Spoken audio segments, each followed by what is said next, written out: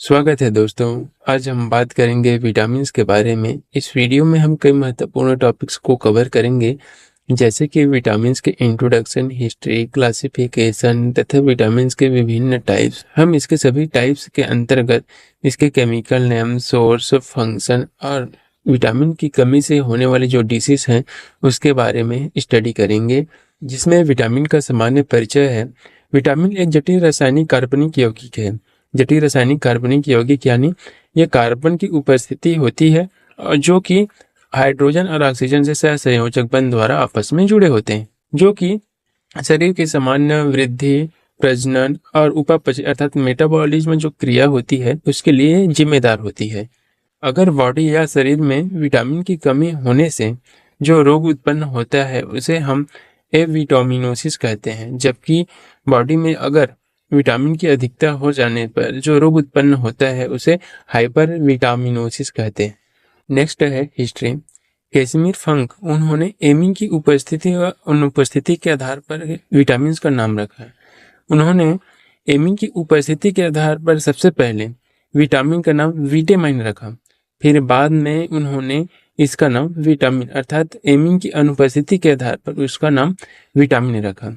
दूसरे वैज्ञानिक जो जेसी डुमोट हैं, उन्होंने सन 1920 में विटामिन का नाम वर्णमालिक क्रम में रखा अर्थात अल्फाबेटिक क्रम, जैसे कि ए बी से लेकर जेड तक। तो उन्होंने विटामिन का नाम A B C D E के नाम रखा। नेक्स्ट है क्लासिफिकेशन या टाइप्स। इसमें विटामिन्स को उनकी घुलनशीलता के आधार पर दो भागों में बांटा गया है। पहला है फैट सॉल्युबल, दूसरा है water soluble. Fat soluble vitamins वे विटामिन्स होते हैं जो फैट अर्थात वसा में घुलनशील होते हैं किंतु जल में अघुलनशील होते हैं। उस विटामिन्स को हम फैट सॉल्युबल अर्थात वसा में घुलनशील विटामिन्स कहते हैं। दूसरा है वाटर सॉल्युबल विटामिन्स। वे विटामिन्स जो जल में घुलनशील होते हैं लेकिन वसा में अघुलनशील होते हैं, उस विटामिन्स को हम वाटर सॉल्युबल विटामिन्स कहते हैं। फैट सॉल्युबल विटामिन्स के अंतर्गत विटामिन ए, डी, ई के आते हैं, जबकि वाटर सॉल्युबल विटामिन्स के अंतर्गत विटामिन बी और सी आते हैं। नेक्स्ट है फैट सॉल्युबल विटामिन, जिसमें पहला है विटामिन ए। विटामिन ए का केमिकल नेम या रासायनिक नाम देखेंगे। विटामिन ए ये वसा में विलय होता है अर्थात घुलनशील होता है, जिसका रासायनिक नाम रेटिनॉल व सूत्र C20H29OH होता है। इसकी खोज सन 1915 में मैककॉलमन और डेविस ने किया था। इसके सोर्स की बात करें तो इसकी मुख्य स्रोत आम, पपीता, गाजर, टमाटर, दूध, मछली का तेल तथा यकृत होता है। विटामिन ए के फंक्शन। यह विटामिन आंखों की रोशनी, हड्डियों के विकास व शरीर की वृद्धि अर्थात ग्रोथ के लिए उत्तेजक के रूप में कार्य करता है और संक्रमण से भी यह सुरक्षा करता है। इसकी कमी से अर्थात विटामिन ए की कमी से जो होने वाली जो डिसीज हैं वो मुख्य रूप से नाइट ब्लाइंडनेस अर्थात रतुंधी रोग होता है, जिसमें व्यक्ति को रात्रि के समय दिखाई नहीं देता। और दूसरा है डर्मेटाइटिस, इसमें त्वचा रोम शुष्क हो जाते हैं। इसके बाद नेक्स्ट है विटामिन डी। इसका केमिकल नेम या रासायनिक नाम देखेंगे। विटामिन डी ये भी फैट सॉल्युबल का एक प्रकार है। ये वसा में घुलनशील होता है, जिसका रासायनिक नाम कैल्सिफिरॉल होता है। इसकी डिस्कवरी अर्थात खोज इसकी सन 1922 में मैककॉलम ने किया था। तीसरा है इसके स्रोत या सोर्स। इसका मुख्य स्रोत सूरज की किरणें होता है और साथ ही साथ मछली, अंडा और दूध भी इसके स्रोत हैं। इसके बाद देखेंगे विटामिन डी के फंक्शन या कार्य। विटामिन डी जो है ये हड्डियों को मजबूत बनाता है। दूसरा है ये शरीर में कैल्शियम व फास्फेट के अवशोषण में मदद करता है अर्थात जो हड्डियों के लिए आवश्यक तत्व जैसे कि कैल्शियम और फास्फेट हैं उसके अवशोषण में ये हेल्प करता है। विटामिन डी की कमी से होने वाले रोग या बीमारियां। इसकी कमी से रिकेट्स होता है जो मुख्यतः बच्चों में पाया जाता है, तथा ओस्टामलेशिया ये बड़ों में होने वाले रोग होते हैं। इसके बाद नेक्स्ट है विटामिन ई। इसका केमिकल नेम या रासायनिक नाम देखेंगे। विटामिन ई ये वसा में घुलनशील अर्थात फैट सॉल्युबल विटामिन होते हैं, जिसका रासायनिक नाम टोकोफिरॉल होता है। इसकी डिस्कवरी अर्थात खोज इसकी खोज सन 1920 में मार्टिल तथा कोकलिन ने किया था। विटामिन ई के स्रोत या सोर्स।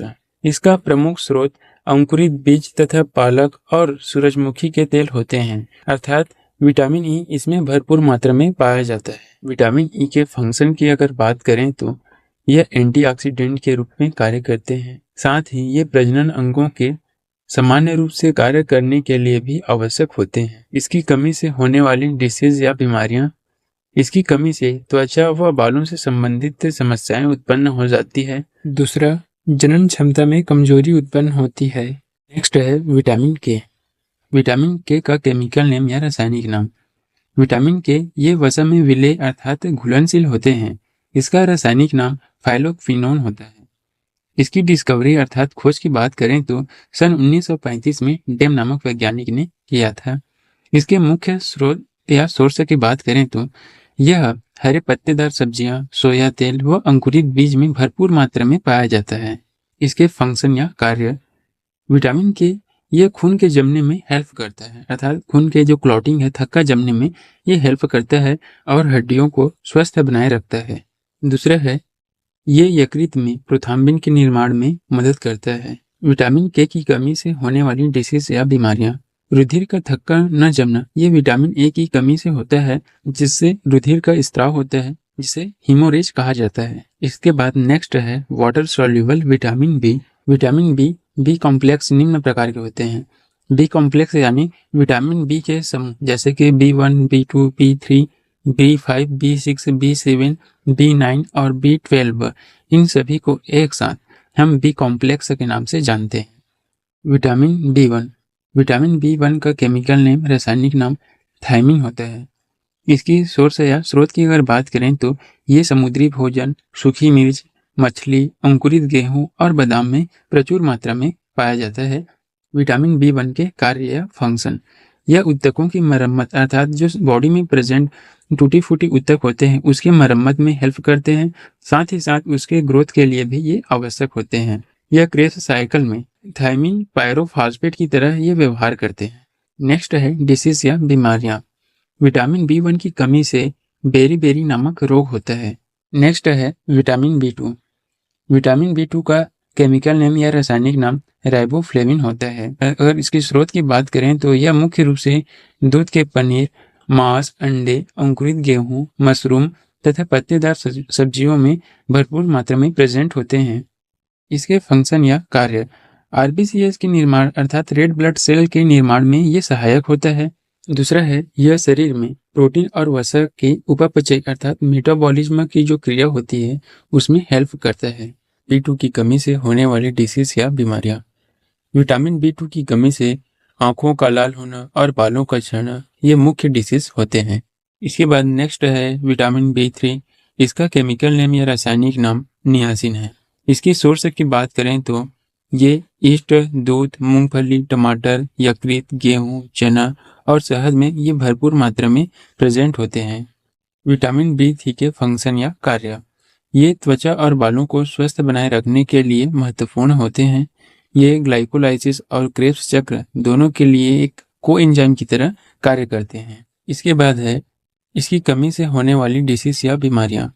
विटामिन B3 की कमी से चर्मदाह अर्थात डर्मेटाइटिस रोग होता है। इसके बाद नेक्स्ट है विटामिन B5।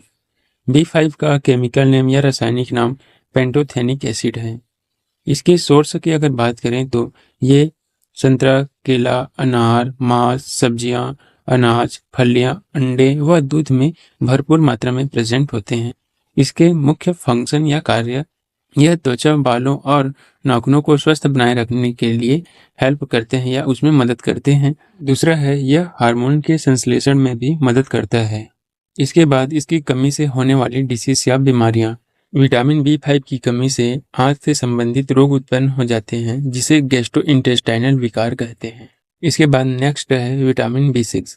B6 का केमिकल नेम या रासायनिक नाम पायरिडॉक्सिन है। इसके सोर्स या स्रोत, यह मुख्य रूप से अंकुरित बीज, अंडे के योल्क अर्थात अंडे में जो येलो भाग प्रेजेंट होते हैं उसमें, साथ ही साथ ये ईस्ट तथा मांस, यकृत में ये प्रचुर मात्रा में प्रेजेंट होते हैं। विटामिन B6 के फंक्शन या कार्य, पहला है मस्तिष्क के विकास और उनके कार्य क्षमता के लिए यह जरूरी और महत्वपूर्ण होते हैं। दूसरा है यह शरीर में अर्थात बॉडी में सेरोटोनिन नामक हार्मोन्स के फॉर्मेशन में मदद भी करता है। B6 की कमी से होने वाली डिसीज या बीमारियां।